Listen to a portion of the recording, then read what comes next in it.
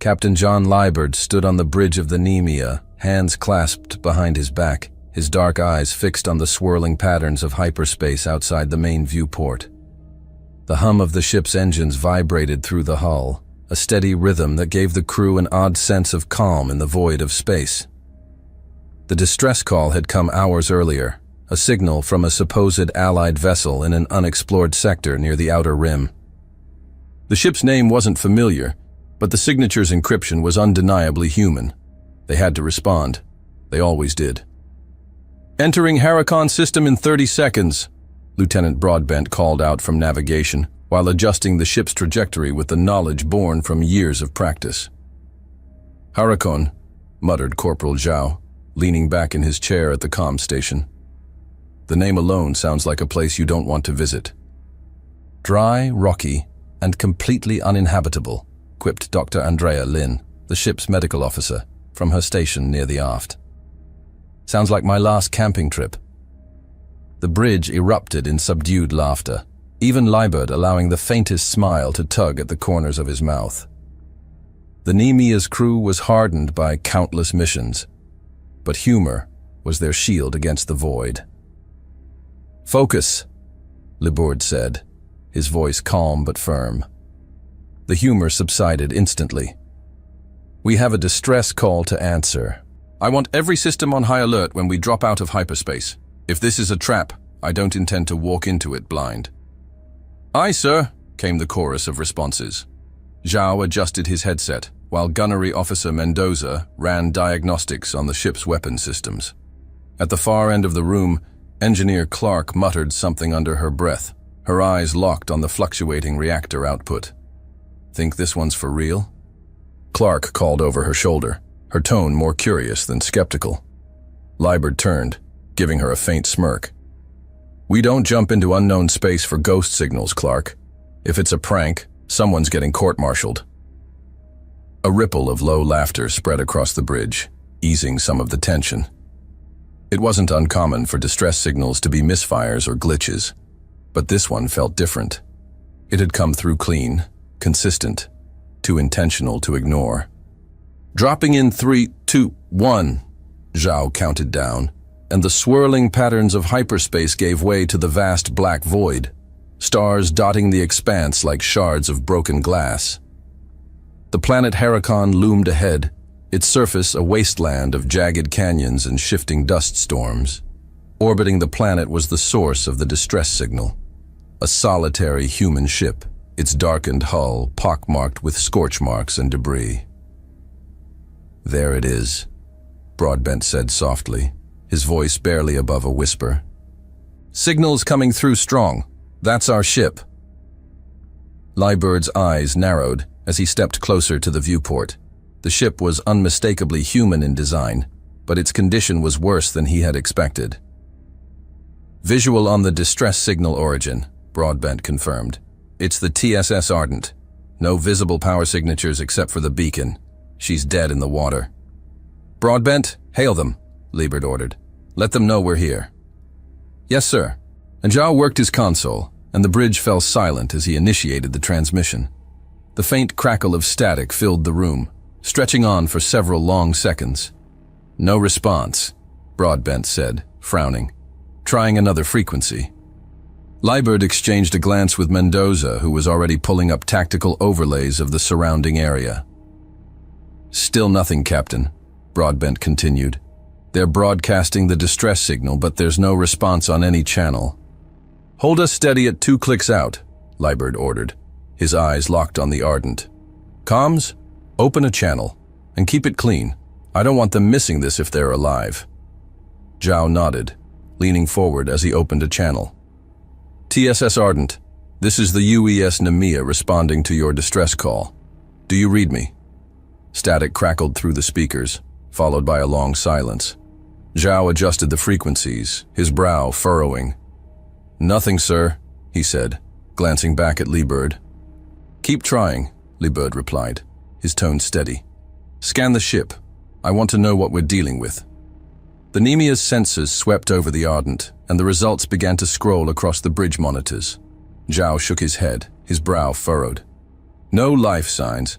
but the interference from the planet's atmosphere is throwing off our readings. She's a mess, he reported. Hull integrity at 30%. No active systems. If there's anyone alive on board, they're not answering. Could be comms damage, Dr. Lin suggested, though her voice carried a note of doubt. Clark snorted softly from her console. Bet they fried half their systems trying to stay alive. Let's not speculate, LeBird said sharply, though his tone lacked malice. Mendoza, weapons status. Online and ready, sir. No signs of hostiles in the area. Mendoza hesitated, then added, but this whole setup feels wrong.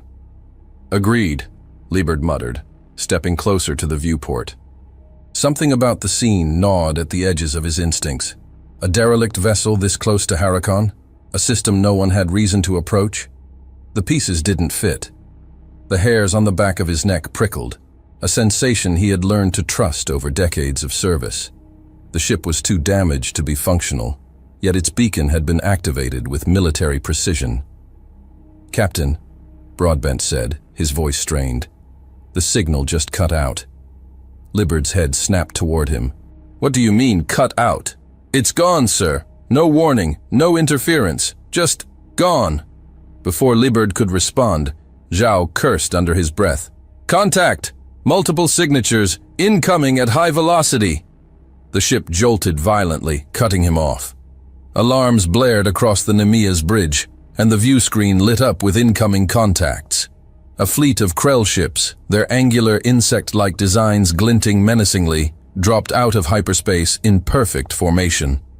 They wasted no time, their weapons already charging. Defensive maneuvers, Liebert barked. Raise shields and return fire. The Nemia shuddered as the first volley struck, bright streaks of plasma fire slicing through the void. The Krell assault was overwhelming, a swarm of vessels converging like predators scenting blood. The crew scrambled to respond, their years of training barely keeping up with the chaos unfolding around them. Broadbent, evasive pattern Delta 5, Liebert shouted. Zhao, call for reinforcements. Signals jammed, sir, Zhao replied, his voice tight with frustration. The Nemia's guns roared, sending bursts of retaliatory fire into the Krell ranks, but the enemy's numbers were staggering. One by one, the ship's systems faltered under the relentless assault. Shields at 30%, Mendoza called out. Hull breaches on decks 3 and 4. Dr. Lin braced herself against a console as the ship lurched again. We can't take much more of this. Liebert gritted his teeth, his mind racing through options. They were outmatched and outgunned, and every second brought them closer to destruction. But surrender was not an option. Divert all power to the engines, he commanded. We need to break free. Broadbent worked frantically, sparks raining from the consoles as he rerouted power. The Nemia surged forward, its engines straining under the load. For a fleeting moment, it seemed they might escape the kill zone. Broadbent, send a distress call. Broad spectrum, he commanded, but the comms officer shook his head. Comms are down, sir. Then the Krell unleashed their full arsenal. The Nemia's shields collapsed, and the ship was racked by a cascade of explosions. The hull groaned as the engines faltered, and the lights on the bridge flickered. Liebert was thrown against the railing, the impact knocking the air from his lungs. Around him, the crew fought to stay upright, their faces pale but focused. Sir, Zhao gasped, blood streaking down his temple. We're going down. Liebert forced himself to his feet, gripping the railing for support. Brace for impact, he ordered, his voice cutting through the chaos. The Nemia spiraled toward Harricon, fire trailing from its engines. The impact was cataclysmic. The last thing Liebert saw before the ship hit the surface was the Krell fleet hovering above, their victory assured. Metal shrieked as the Nemia tore through the rocky terrain, scattering debris across the barren landscape.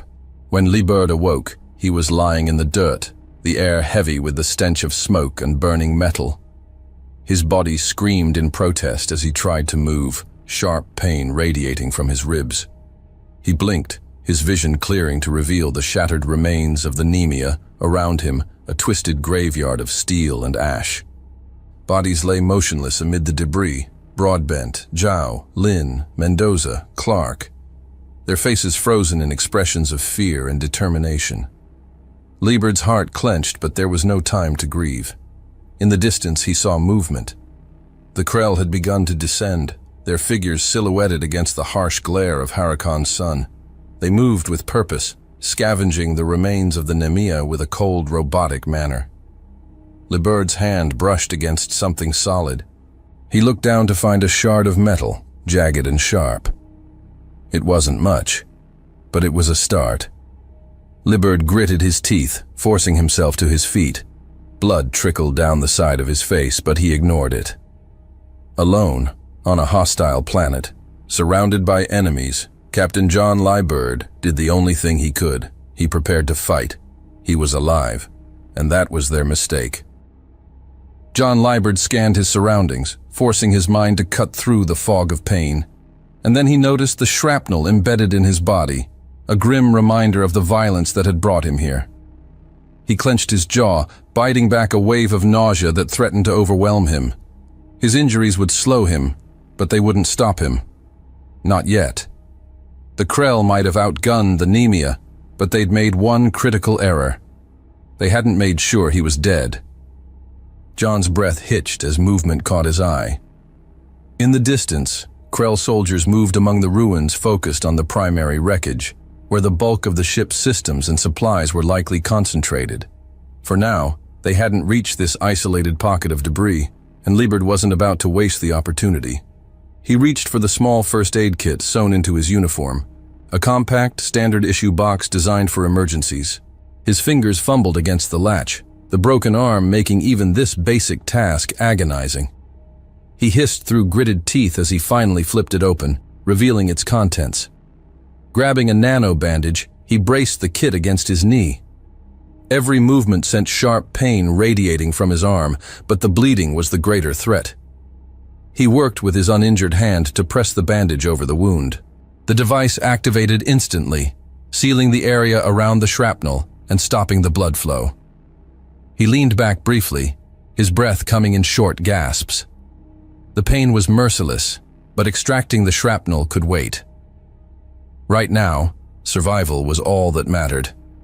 Tearing a strip of fabric from his torn uniform, he fashioned a makeshift sling for his injured arm.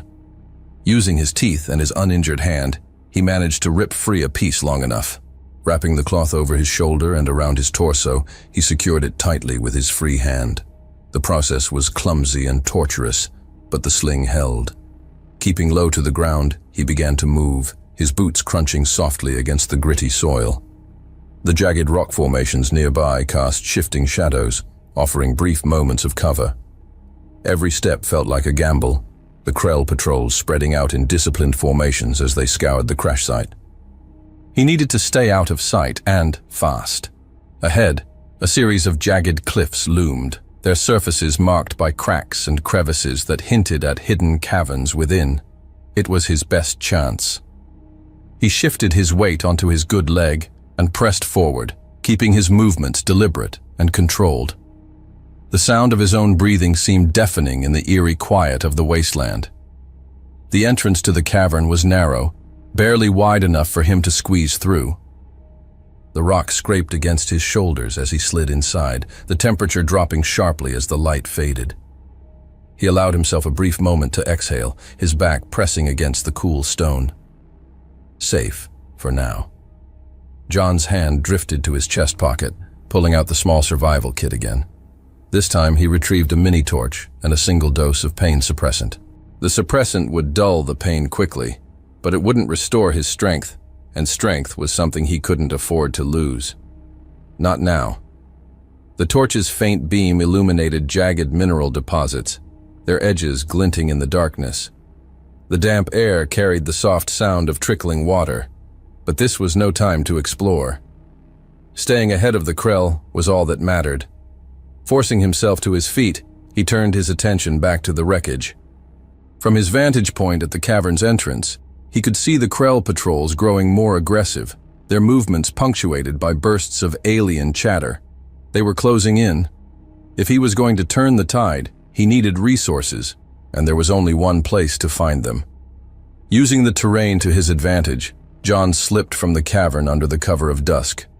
The light softened as Harakon's sun dipped below the horizon, casting long shadows across the debris field. The Krell weren't near his immediate position, but their patrols circled the wider crash site with disciplined efficiency.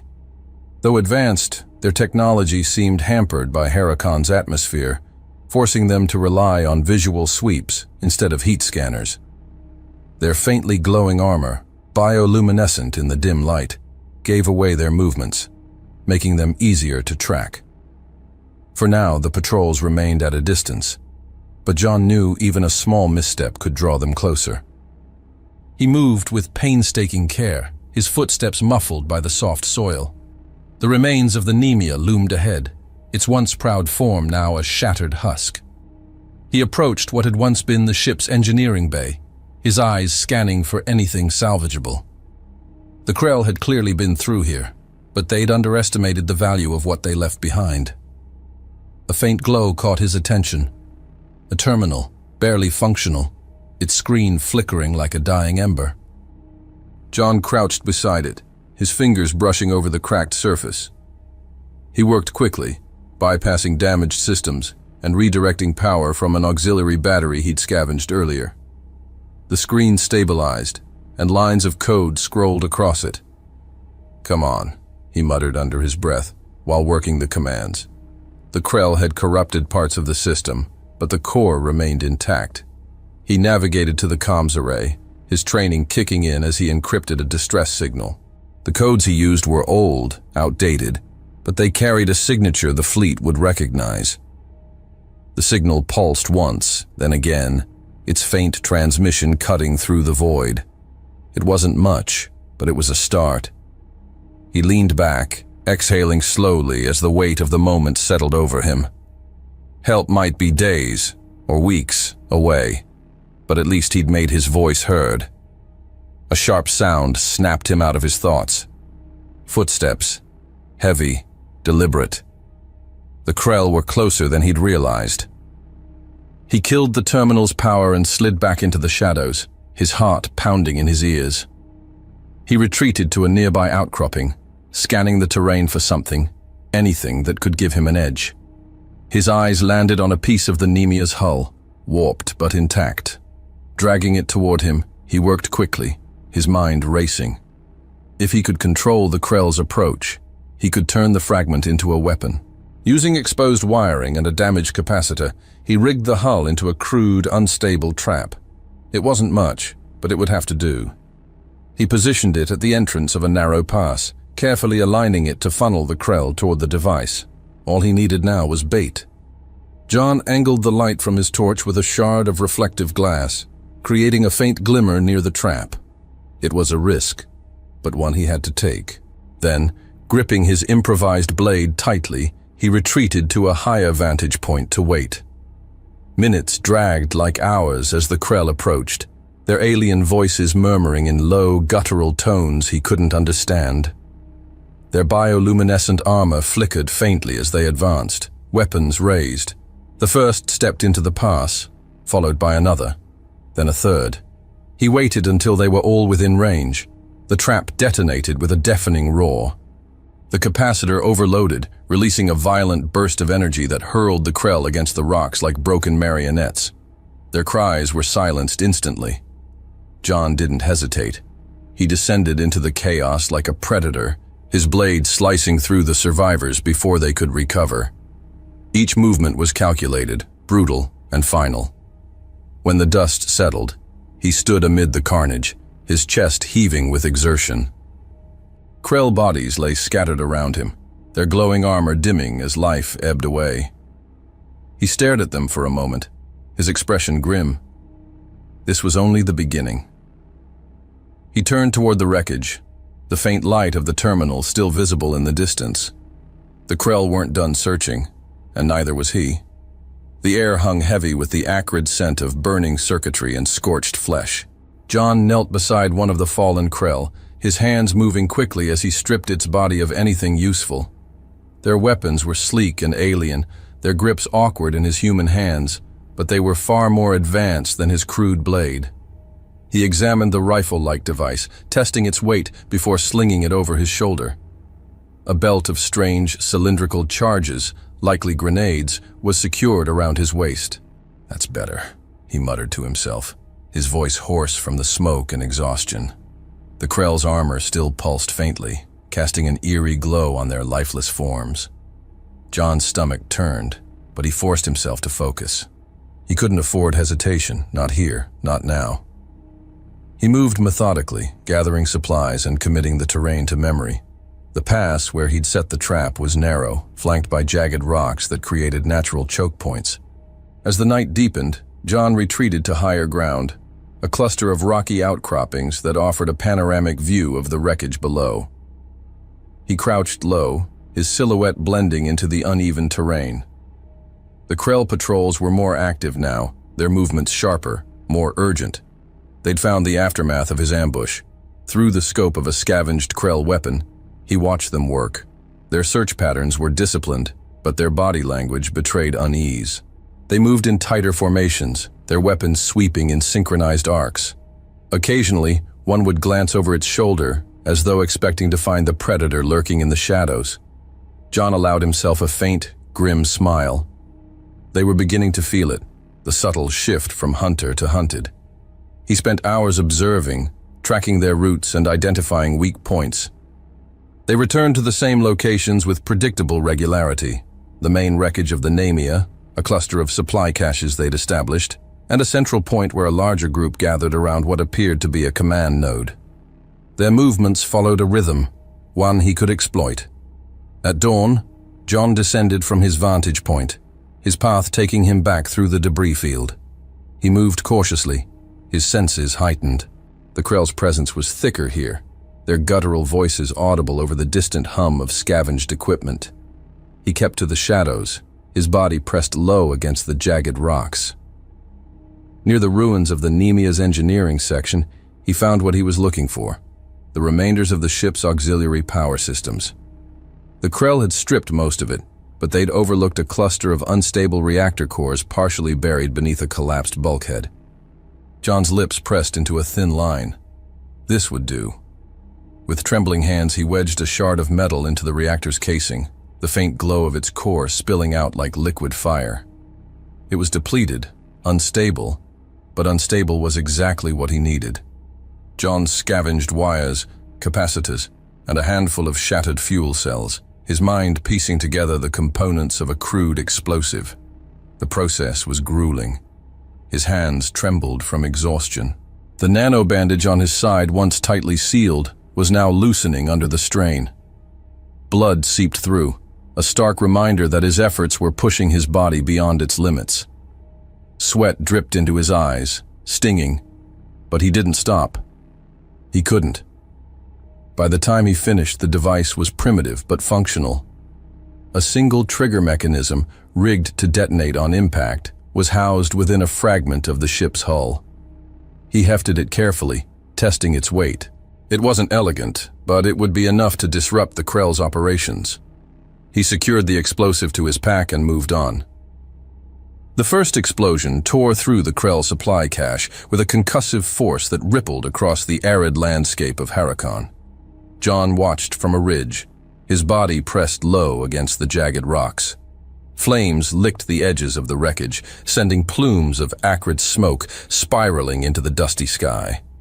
The Krell scrambled in disarray, their guttural voices sharp with confusion as they rushed to assess the damage. They hadn't seen him. Not yet. He adjusted his position, cradling the energy rifle he'd scavenged from his earlier ambush. The weapon felt foreign in his hands, its weight unbalanced, but it had become an extension of him now. He shifted his gaze to the Krell as they regrouped near the remnants of their destroyed cache. They were agitated, their movements sharp and erratic. John couldn't understand their language, but he didn't need to. Their body language told him everything. His breath was slow and controlled as he settled the rifle's scope over a cluster of Krell inspecting the wreckage. One moved to the center, gesturing sharply to the others. A leader, perhaps. John's finger tightened on the trigger. The shot was precise, the energy bolt slicing through the leader's chest in a burst of light. The creature crumpled, and chaos erupted. The remaining Krell scattered, their formations collapsing as they sought cover from an enemy they couldn't see. John didn't linger.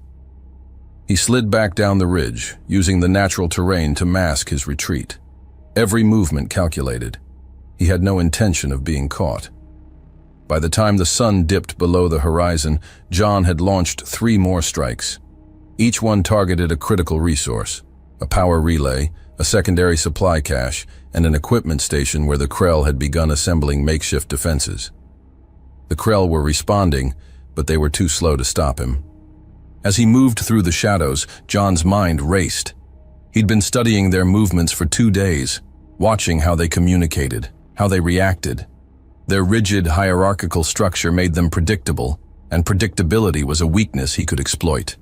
He used the signals from the Nemea's terminal to feed them false leads, luring patrols into dead ends or exposing them to ambushes. Each time they followed his bait, they paid the price.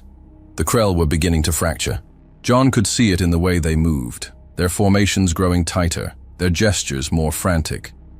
They no longer trusted their patrol routes, doubling back to check areas they'd already searched.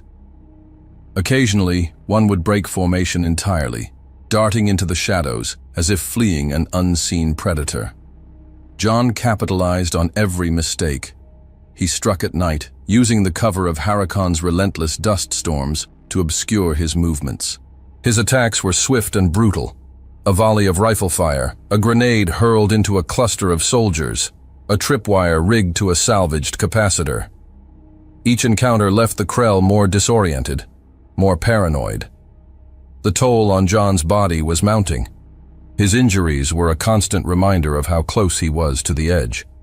His hands trembled as he reloaded his rifle, his muscles screaming in protest with every movement. The isolation was worse than the pain. Harakon was silent, save for the howling winds that swept through its canyons. John caught himself speaking aloud, his voice hoarse and broken as he cursed the Krell under his breath. Occasionally, he heard the voices of his crew, not real, of course, but memories surfacing unbidden. "You always overthink these things," Mendoza's voice echoed in his mind, accompanied by the faint image of the gunnery officer's easy grin. John exhaled sharply, his jaw clenched. Mendoza was gone, just like the rest of them. He couldn't let himself dwell on it. "Focus," he whispered to himself, his voice barely audible over the wind. "Stay sharp." As the days stretched on, the Krell's paranoia reached a breaking point. John observed from a distance as a patrol stumbled upon one of his traps, a simple tripwire connected to a rigged explosive. The blast was devastating, scattering debris and alien limbs across the terrain. The survivors didn't regroup. Instead, they turned on each other, their weapons raised as they barked accusations in their guttural tongue. John watched, his chest heaving as he tried to suppress a grim satisfaction. They were tearing themselves apart, but the satisfaction was fleeting. As he crouched behind the rocks, his vision swam, and a wave of dizziness nearly toppled him. He pressed a hand to his side, feeling the warmth of fresh blood seeping through his bandage. His strength was waning, and he knew it. The night after his most intense ambush yet, John found refuge in a narrow cave tucked into the cliffs. He stumbled inside, his legs barely supporting him as he collapsed against the cold stone. The rifle slipped from his grasp, clattering to the ground. His breathing was ragged, each inhale a struggle. The cave was dark, the air damp and heavy. He felt the weight of his exhaustion pressing down on him, the adrenaline that had fueled him finally giving way to the reality of his injuries. He leaned back, his head resting against the rock. For the first time in days, he allowed himself to stop. The silence was deafening, broken only by the faint trickle of water somewhere deeper in the cave. "I can't keep this up," he muttered, his voice barely audible. His hand drifted to the dog tags around his neck, his fingers brushing over the cold metal.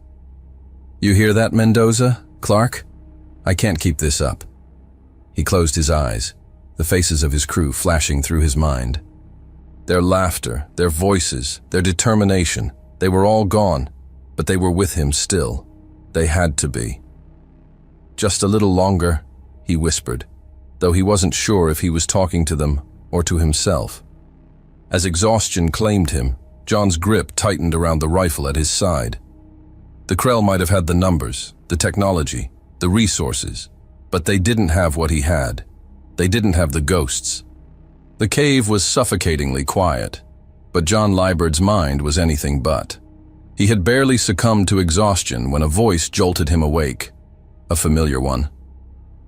"John," Clark's voice called softly, distant yet clear, tugging him back to consciousness.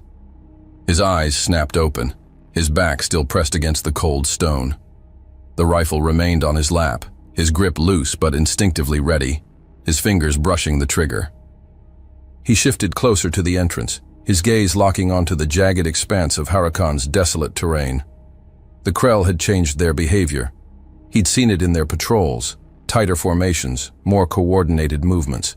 They were no longer simply reacting to his attacks. They were hunting him. The shift wasn't subtle, and it wasn't random. They knew what he was, and they were adapting. John thumbed the small device clipped to his wrist, a scavenged Krell communicator that hummed faintly with intercepted signals. Their language was incomprehensible, a mess of guttural clicks and hisses, but the patterns told him enough. They were triangulating his position, setting up a perimeter to funnel him into their trap. He flexed his fingers against the cold metal of the rifle. If the Krell thought they could box him in, they hadn't learned enough yet. The first step was understanding the trap. John spent hours moving through the shadows, tracking the Krell as they established their positions. He crept along the ridges and outcroppings, his movements silent like a shadow. The terrain was his ally here. Jagged cliffs and narrow passes offered natural concealment, while the frequent dust storms masked his presence. From his vantage points, he pieced together their plan. The Krell were herding him toward the central wreckage of the Nemea. They'd deployed patrols along the surrounding ridges, their bioluminescent markings faint but visible in the distance. A larger force was massing near the ship's remains, where they were preparing for a confrontation. John crouched low behind a cluster of boulders, his mind racing as he studied their positions. The wreckage was both an opportunity and a risk. It was where the Krell expected him to go, but it was also where the resources he needed were buried. He had no choice but to take the gamble. The faint glow of the Nemea's ruined hull came into view as John crept closer, his body low to the ground. He could see the Krell now, their figures silhouetted against the flickering fires that still smoldered in parts of the wreckage. They were methodical, scanning every corner of the debris field, their weapons ready. John kept his movements cautious, slipping between shadows as he approached the engineering section. He needed access to the reactor cores. Their instability could be turned into a weapon powerful enough to level the Krell's staging area. The ground beneath his feet shifted, and a rock tumbled noisily down the slope. John froze, his breath caught in his throat. One of the Krell turned sharply, its glowing eyes scanning the ridge. The moment stretched into eternity as John pressed himself against the cold rock, his heart hammering in his chest. The alien's gaze lingered, its weapon raised, but it didn't advance. After a tense moment, it turned back to the others, barking a series of sharp clicks. John exhaled silently, his grip on the rifle tightening. He couldn't afford another mistake. The reactor cores were just as he expected, partially buried beneath a collapsed bulkhead, their damaged casings glowing faintly. John worked quickly, his hands steady, despite the tremors of exhaustion that threatened to betray him. He scavenged wires, capacitors, and shards of metal from the surrounding wreckage, piecing together the components of a crude but devastating explosive. As he worked, his mind drifted to another mission, years ago.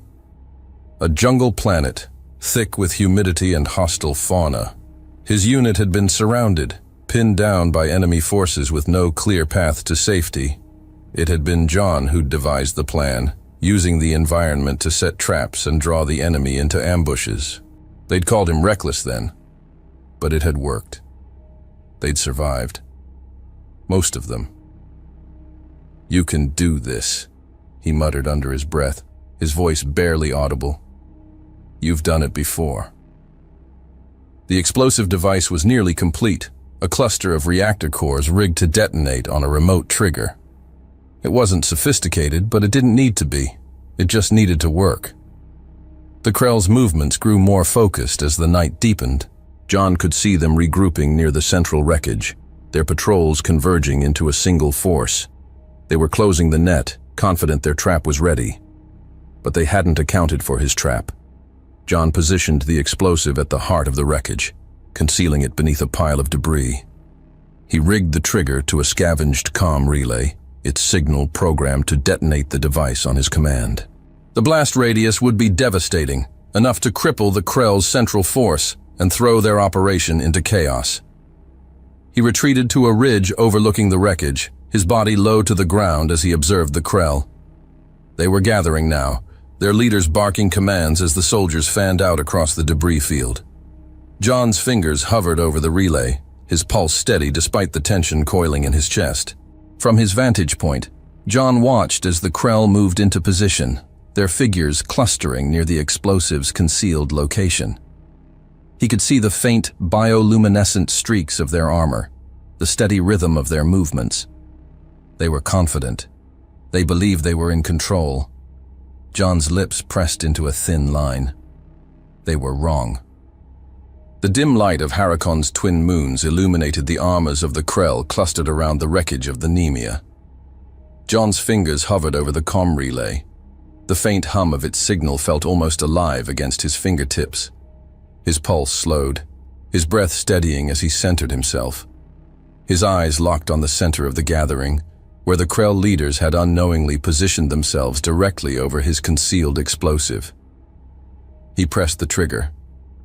The explosion ripped through the night like a primal scream, the earth convulsing under the sheer force of the blast. A brilliant flash of light glowed on the battlefield, casting jagged shadows across the rocky terrain. The reactor cores detonated in a chain reaction, their unstable energy ripping through the Krell ranks in a wave of fire and shrapnel. Bodies were hurled through the air like broken puppets, their armor splintering under the sheer force.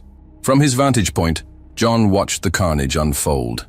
The organized lines of the Krell dissolved instantly, replaced by chaos. Their guttural cries echoed across the wasteland as survivors scrambled for cover, their formations collapsing under the weight of confusion and fear. John acted fast. He descended from the ridge, moving like a ghost through the dust and smoke. His rifle was already in his hands, its stolen battery pack humming faintly as he leveled it at the first group of Krell. The shot was clean, and the soldier dropped before it could react. The first skirmish was over in seconds. 3 Krell lay dead.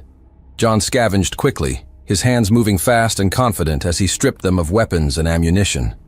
His mind was a blur of calculations, where the next group would be, how much ammunition he had left, how long he could keep this pace before his body gave out. The Krell were faltering. John could see it in their movements, their hesitations. Small groups wandered aimlessly through the debris field, their weapons raised but their focus fractured. They no longer moved with the confidence of a superior force. Instead, they seemed haunted. John struck without mercy.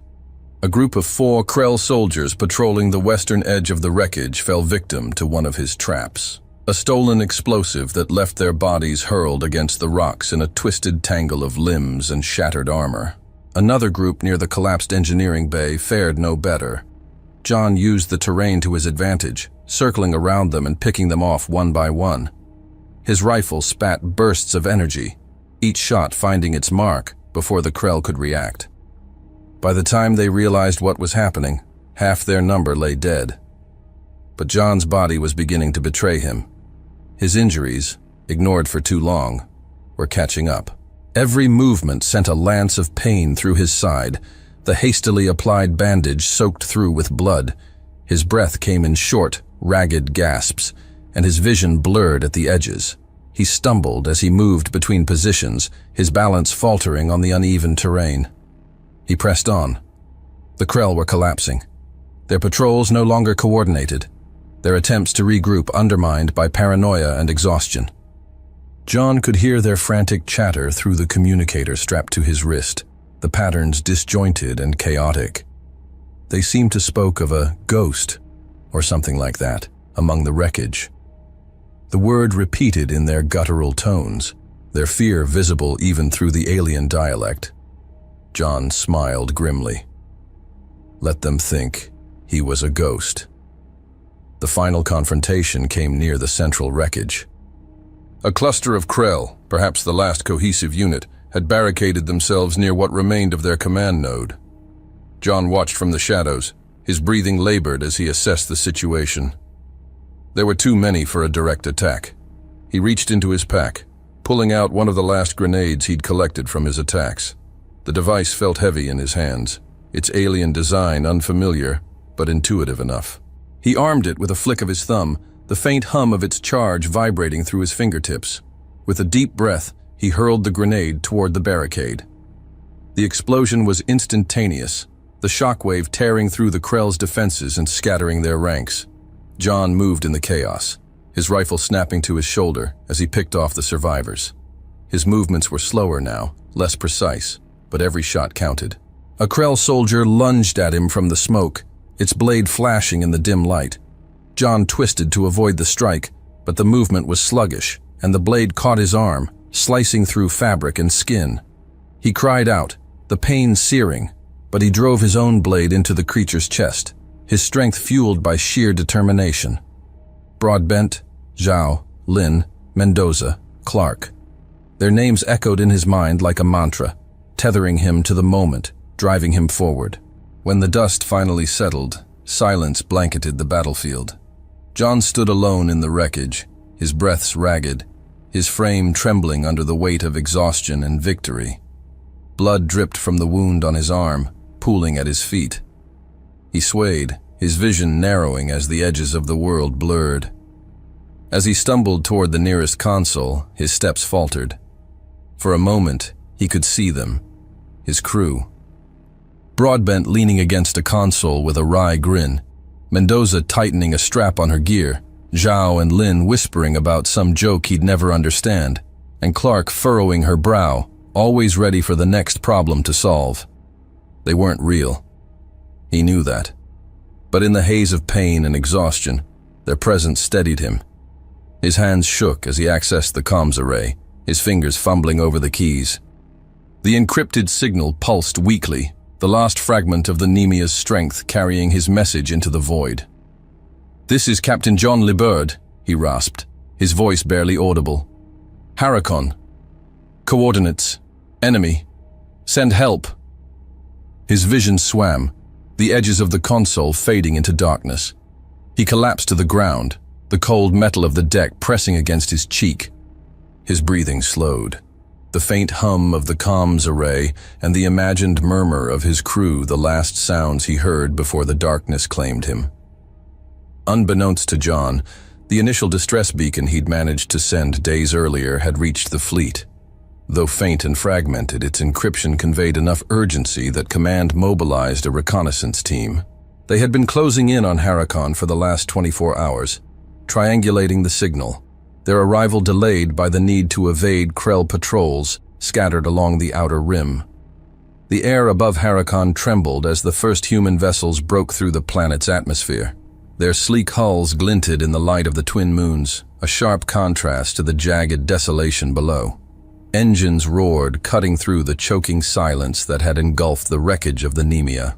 The lead ship, its markings unmistakable as a UES-class destroyer, descended like a steel predator, bristling with weaponry.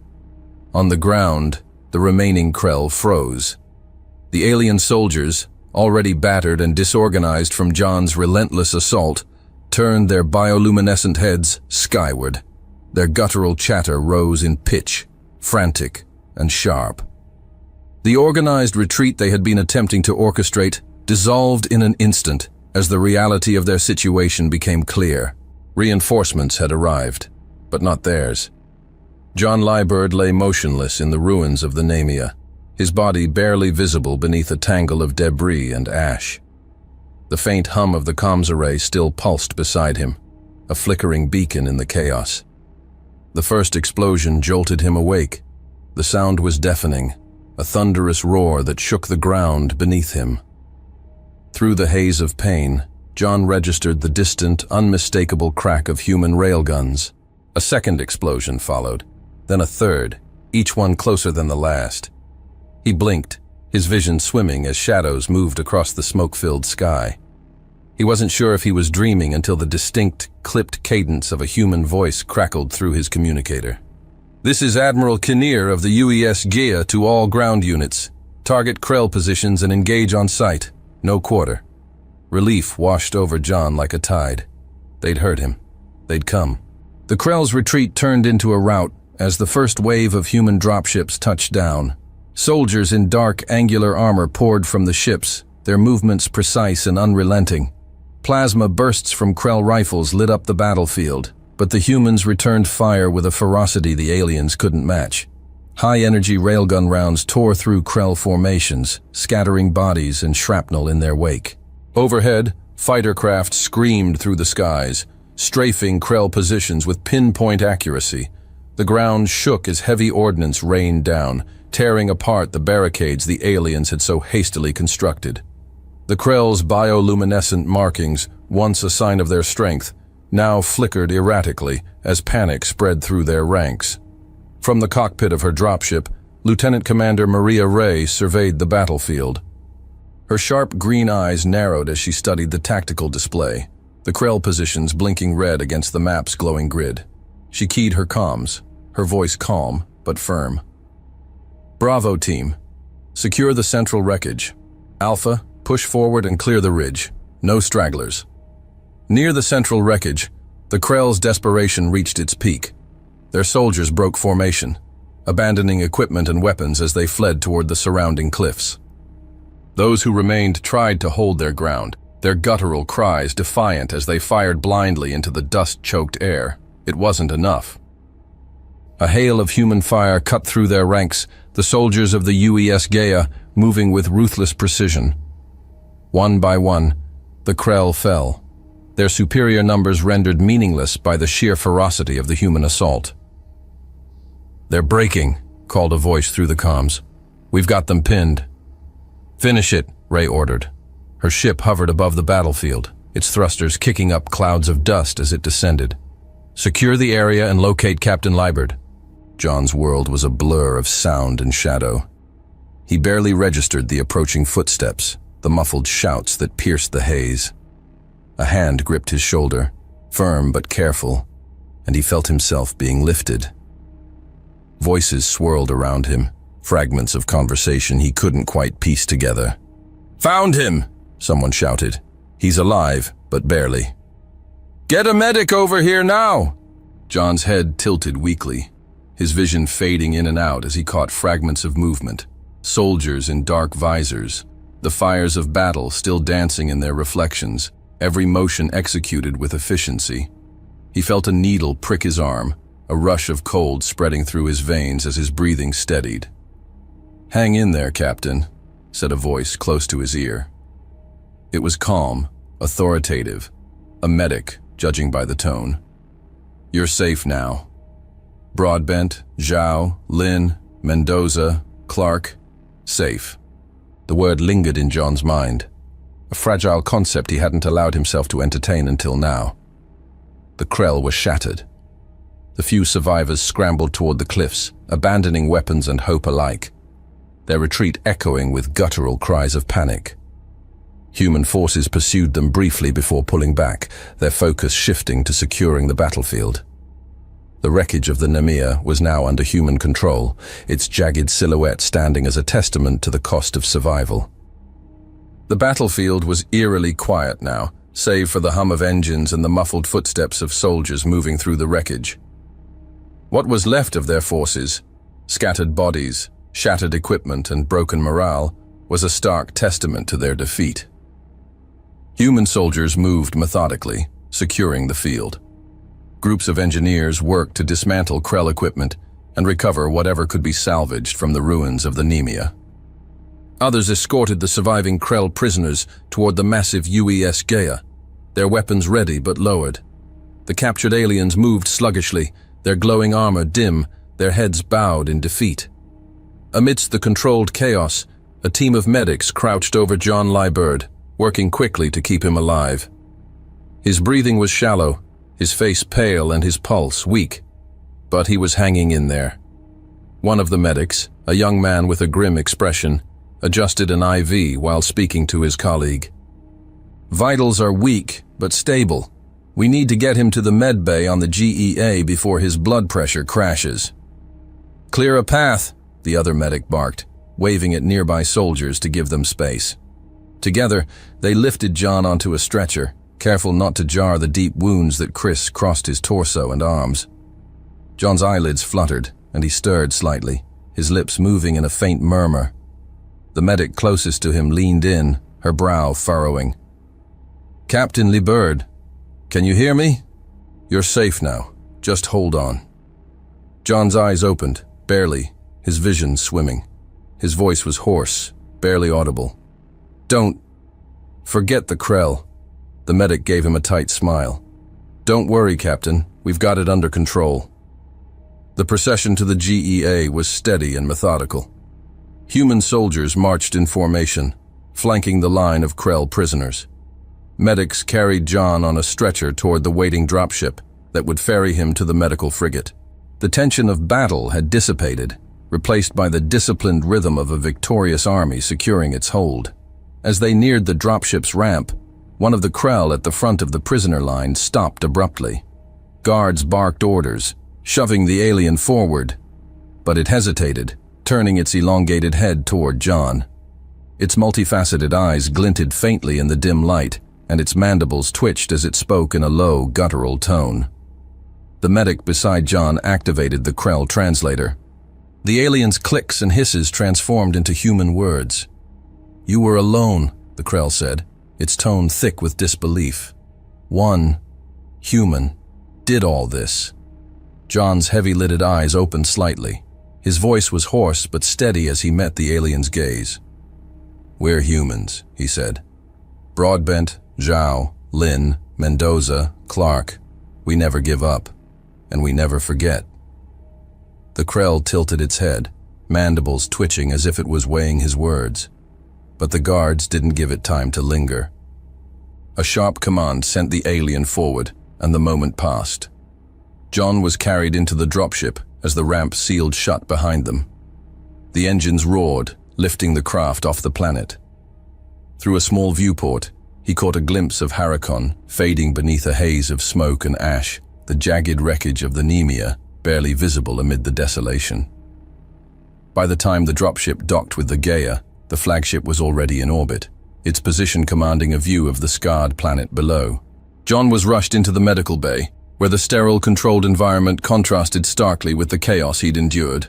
Medics worked quickly, tending to his wounds and stabilizing his vitals. Hours passed. The fleet regrouped, their sleek vessels aligning into formation, their movements precise as they prepared to jump to FTL. From his cot, propped against the wall of the medical bay, John could see Harakon through the viewport, a desolate orb marked by craters and fire. The faint glow of explosions flickered across its surface, the final remnants of the Krell's defeat. John's gaze lingered on the scene, his expression unreadable. His body ached, his mind clouded with exhaustion, but a faint sense of closure settled in his chest. The Gaia's engines flared, and the fleet surged forward, leaving Harakon behind. John closed his eyes, letting the quiet hum of the ship carry him into a deep, dreamless sleep. Hey there again. I'm glad you've come so far. Hope you enjoyed the video. Remember to hit the like button and the subscribe button. This is really important to the channel. Really important. And I have one more thing for you. I've chosen another video for you to watch. Just click the card here, or here if you want the whole playlist. See you there.